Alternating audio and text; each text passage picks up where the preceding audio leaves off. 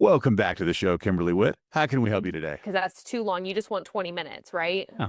And you can use some of that interview in future episodes too, if you want to Right. cut it down to 20 to 40 minutes. Question of should I send interview questions in advance? It has a dual purpose there, right? So in part, you want your interviewee to be prepared. Yes. The other thing is you don't want your interviewee to sound canned or like they're reading from a prepared statement. I used to do that. And then I stopped and I was like, wow, I should never do that again, because then we don't have an organic, fun conversation. People are just reading off the notes that they pre-prepared. And you're absolutely right. You don't want candid. You don't want people to be reading from a prepared script, even if it's a memorized script in their mind. Right. What I do is I will give people topics that we're going to talk about. And I'll say, hey, we're going to talk about your podcast. We're going to talk about your audio drama. I'd love to ask about the specific technical requirements and the process that you go through to recruit voice actors, to produce your show, to create sound effects. I want to know from start to finish the process, and I want you to walk me through it. Now, I didn't give them any specific questions. I just gave them the scope of our conversation. And remember, for podcasts, you want to go deep, not wide. You want to ask those deep questions, get as specific as possible to serve your audience better. So it's all about your audience. What would your audience really want to know from this person? If it's an astronaut, for example, gosh, I got a lot of questions. And I really work hard to narrow those down because it's not easy. So I didn't have to ask because they tied it in. So I was like, okay, cool. So I was able to kind of eliminate a couple questions. But even with that still, so. I love it when that happens because it's natural. Like, skip. Yeah, no, I love it because it's natural. They answer the question naturally. Yeah. And I'm able to be more in the moment. Remember, I want to be in the moment, having the conversation as naturally as possible. So I'm not distracted by my list. I'm listening. Topic theme, I think that's just as important. Saying, I want to ask you about this specific sport, but this specific angle from the sport. I want to talk about the shot clock. I want to talk about why the shot clock exists. Let's talk about that, like giving them that heads up so that they know the domain that they're going to talk about. You have the option to go between 20 and 40 minutes for that. But whenever you do your episode 1, you have to do equal parts solo and equal part interviews. So most people end up cutting that interview down to about 20 minutes so that they can talk for, before and after. People can submit smaller episodes. They could do 2 10-minute podcasts that are complete episodes instead of 1 20-minute episode, and that's perfectly fine. You have the freedom to do that. But for making sure that we have equal criteria for every person who's enrolled in the class with the equal criteria that's in the assignment, the 20 to 40 minutes in the assignment is what the box that I'm checking. Okay. And for the interview, it's just the interview. I don't have to have like a whole welcome to my podcast. No. Right? That's for like the episode 1. Okay. For the interview assignment, it's just the interview. They usually cut the beginning and the end, and that's it. And they just submit the interview. And then for the actual episode 1, that's where you're doing the cutting. And that's going to take a lot of time to cut and to edit and to record your script. What I recommend doing, don't have to do this, but I find it very helpful. If you take the transcript from Adobe Premiere Pro or from Adobe Podcast or wherever you're getting your transcript, you pop that into an AI like ChatGPT or Claude, and you say, I need a really good intro and outro for this conversation. Can you give me some ideas? You write your intro and outro, and then you put it back into AI and say, how can you make this better? If it's under a gig, that means that's some low quality video. It has to be like really low quality because it has to be under a gig. Oh, well, I uploaded mine. It's really good. I use Zoom, but. Cool. So Zoom is 720p by default and lower depending on if you or your interviewee's webcam is at a lower quality. And so it's possible that because the video was so, lower quality from 720p, then that's how you're able to reach 2 hours. Is it best to do that first before you edit, or does it matter? Yes, always do it before you edit because you can't do it after you edit. So anytime I put anything in Adobe Premiere Pro, it's always good to run it through the enhanced speech feature under Adobe Podcast. Yes. Yeah. And you can turn the dial up or down, and most people 70% is good. You don't want to turn it too far up because then it starts to sound robotic, especially on some kinds of voices. It gets rid of little things like the pops and the hisses, or if you didn't use a pop filter, those sorts of things. And it gets rid of background noise better than maybe the voice isolation might have and that is native to Zoom. The voice isolation has come a long way in Zoom, to be honest. It's just that the quality of mics will vary. So the higher quality of mic when you start, the less the jump will be. So you always want to start with the highest quality mic that you have before you're running it through Voice Enhance. Yes. That's much easier. And starting Adobe Podcast will give you a better version that's already been edited for content because you're editing with that transcript. Yes. Now, Adobe Premiere Pro does the same thing. It will give you a transcript. You can edit the transcript. It just doesn't always work as smoothly as Adobe Podcast. Oh. You're using Canva and not our UTSA Adobe Creative Cloud license because you're more comfortable with Canva, right? Yeah, so Adobe Express and Canva are competitors, right? So some people like to use Canva, some people like to use Adobe Express. With Canva, if you don't have the Pro plan, you only are limited to so many options. So I'm assuming in Adobe Express with our UTSA, we're not limited to that. You're not as limited. That's correct. Yeah, you're not as limited. This is the only assignment where you're being forced to do both. And for every other assignment, you can do either interview or solo as your podcast. Clear hook, intro music, intro preview or act 1, the main topic body or act 2, the conclusion or act 3, the preview of the next episode, and then outro music. And so for the clear hook, we want to make sure it's 30 seconds max. For the intro music, we want it copyright free or created, 15 seconds max.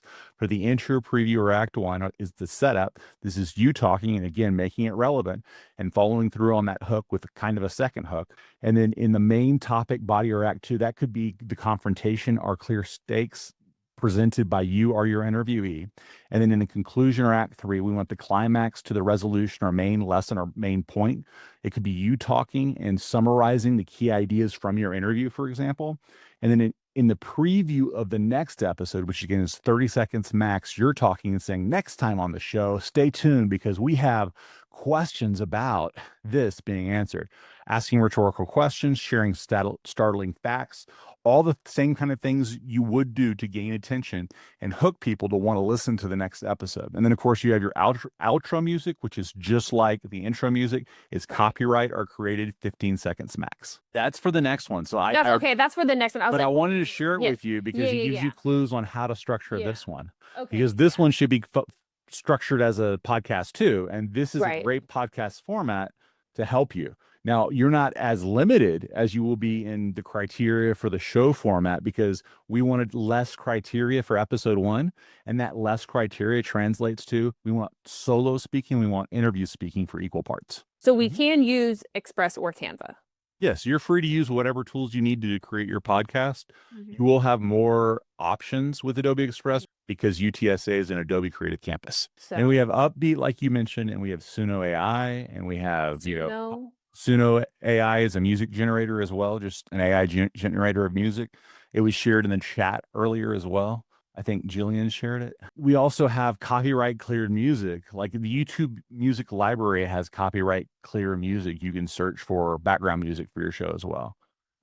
Keeping in mind that you want a signature vibe that fits your show for your intro. So AI copyright has not been worked out by the courts yet. As you're editing, you're listening for those ums and ahs. You're listening for any extraneous details. You're listening for anything that hurts the flow of your podcast, or maybe non sequiturs where, oh, they shared this, but it didn't make any sense with what I asked or with what was shared before or after. Anything like that is great ground to edit. Keep in mind, if you do have that much great content after you've edited, you did the audio processing first, you edited for ums and ahs, you edited for questions that may be misfired or answers that misfired, and you still have a lot of content because you went way over, cut that in half. Find a natural halfway point so you can use it as episode 1 and episode 2.